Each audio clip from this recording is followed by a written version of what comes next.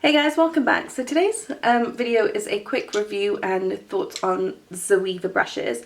Now I've got a set of brushes here. This is the Luxe Prime set of brushes, I think. I will link it down below if I can find it.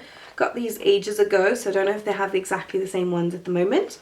But it comes with this pouch, which is made of faux leather, and it's got an inner lining, which is bright pink, and a zip pocket as well.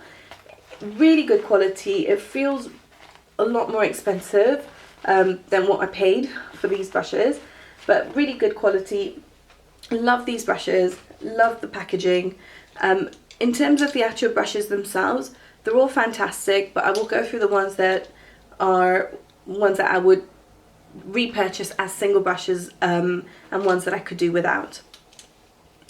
Now I'll start with the face brushes, and I'll start with the biggest one. This is the 101 Luxe Face Definer brush. It's a tulip shaped brush. It's fairly big, as you can see. The great thing about this brush is it's a multi-purpose brush. Now because of the shape, you can contour with this because you've got that pointed finish to it, the pointed tip to it. If you apply product just on the top, you can get a definitive line, and then as you blend it in and apply more pressure to the brush, you would be using the sides of the bristles, which would then blend out the product for you. You could use the brush to apply your blush, which is what I've done, and apply the highlighter, which is what I've done today. So I've used it to contour, apply my blush, apply my highlighter, and I've actually used it to set under my eyes as well. This is a great brush, great multi-purpose brush. If you want something that's going to give you a bit more control, then you may want a smaller brush, but I actually do love this brush, and you could use this for so many different things. Then the next brush I have here is the 102 Silk Finish brush, and this is basically a dome shaped buffing brush. It's made of synthetic bristles. It's really densely packed, and I absolutely love this brush. I think it's a fantastic brush to apply your foundation. So I basically just apply the foundation onto the brush directly and then onto my face, and it blends out the product so beautifully. It's so soft and it does an amazing job. I think I actually prefer this to the Real Techniques buffing brush, which is what I would normally use to apply my foundation, and I love that brush, but I definitely prefer this to that. I also use this to blend out the concealer under my eye.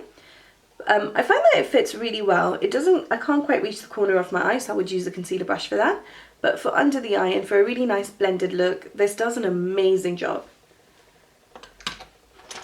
And then for the concealer, I have the 142 concealer brush, and it's basically a mini version of the brush that I showed you before.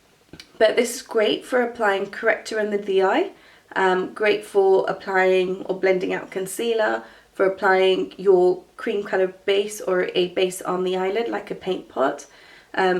Brush is absolutely great for that. You could use this to spot conceal if you don't apply too much pressure, because you can get quite definitive points from this brush.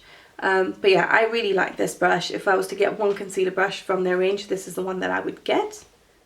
So they have a different kind of face brush. It's called the 114 Luxe Face Focus Brush. It's a shape similar to this, but it's a bit smaller.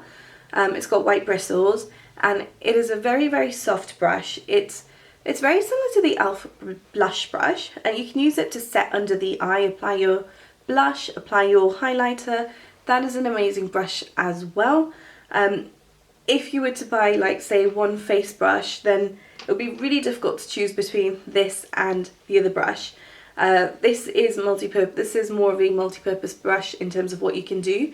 But the other brush has, you get a bit more control with that brush because it is smaller.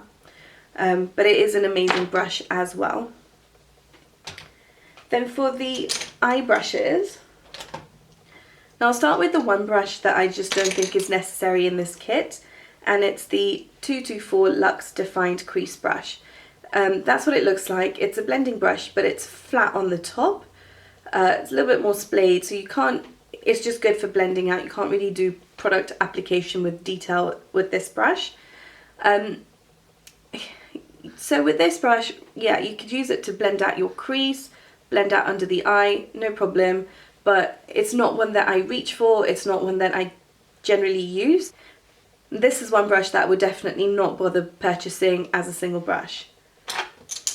Now the rest of these brushes, I have got many of these brushes in my kit. I'll start with the 227 Soft Definer brush. It's very similar to the MAC 217.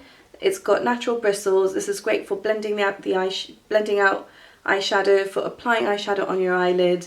It is a multi-purpose brush again. A lot of people use this to apply concealer under the eye. I prefer using synthetic brushes for that, and actually they have a synthetic version of this brush which I do have. I haven't got with me, but I do use that quite often, again to apply corrector concealer on my eye, under my eye, or even to apply a cream base on my eyelid. But I love this brush. I have many of these brushes which I use in my kit. Fantastic brushes, you cannot go wrong with these.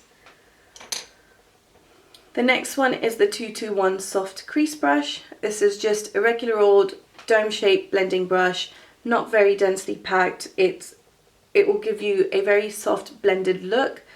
Again, a great brush to have in the kit. I have multiples of these as well. It does the job amazingly well, and it's so soft and they're really good quality. So yeah, another one that for me is a must-have in my kit. Then I've got the 234 Luxe shader brush. Smoky shader brush. Now there's many versions of this brush that Zoeva does, and they're basically differ in size. Now I like this brush because it's suitable for pretty much all sizes of eyes.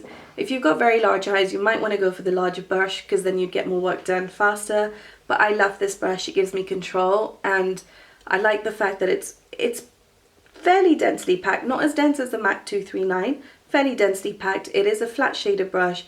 Great for applying eyeshadow, which is what I use this for, just mainly eyeshadow application. And again, I have multiples of these in my kit.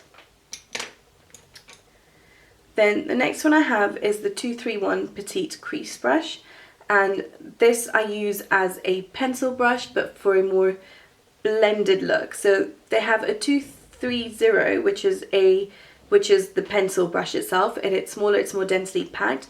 That one is great for when you want to blend out under the eye, but without it being so blended under the eye, if that makes sense.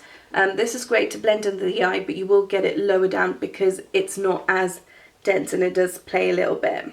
But I love both of the brushes. Both of them I have multiples in my kit. I use this a lot. I have these in my personal kit as well. This is great for blending under the eye. It's great for applying your outer corner shadow. Like today I've applied the black with this because it gives me a precise application of the product. The 230, which is a smaller version of this, I use mainly for under the eye and for my inner corner highlight. But I love both these brushes, and again they're a must-have for me in my kit. And then the next one is the 317 Wing Liner brush. I pretty much only use this brush when I want to do a wing liner. I use this in my kit and for myself as well. I do use this to fill out eyebrows, but I have another brush that I prefer, but this does a good job as well for filling out eyebrows. Again, I have multiples of this in my kit and another must-have for my kit. That about covers all the brushes that I have, I think, from Zoeva. But I hope you enjoyed this video. If you have any more questions, then do let me know. Leave them in the comments below and I will get back to you. But thank you so much for watching. Oh, and I have bought a ring light now because I had a few comments about my lighting. But I do normally film in natural daylight, so today I'm sitting in front of a window, but I still have the ring light on. Let me know what you think of it. Let me know if the lighting is any better. But yeah, I would appreciate that. Thank you so much for watching, and I will see you all next week. Bye!